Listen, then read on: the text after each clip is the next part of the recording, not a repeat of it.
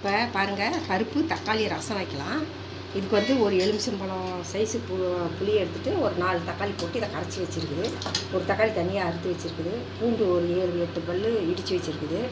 இது வந்து பொடி மிளகு ஒரு ஸ்பூனு, சீரகம் ஒரு ஸ்பூனு, வெந்தயம் கொஞ்சம், அப்புறமேட்டு மல்லி கொஞ்சம் போட்டு பவுடர் பண்ணி வச்சுருக்குது.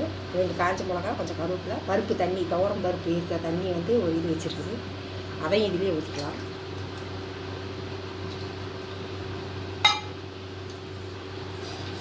தக்காளி இதுலேயே போட்டுக்கலாம். தக்காளி ஏற்கனவே அதில் 4 தக்காளி போட்டுருக்குது, அதையும் போட்டுக்கலாம். இது வந்து இஞ்சி பூண்டு இடிச்சது. இது வந்து பொடி, அதையும் இதுலேயே போட்டுக்கலாம்.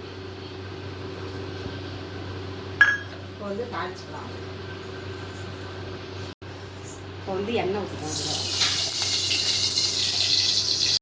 கொஞ்சம் நெய் ஊற்றிக்கலாம். நெய் ஊற்றிட்டிங்கன்னா ரசம் டேஸ்ட்டாக இருக்கும். கடுகு போட்டுக்கலாம்.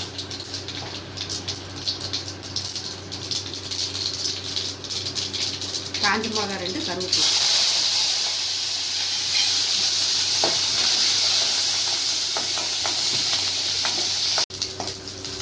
வந்து ஊற்றிக்கலாம்.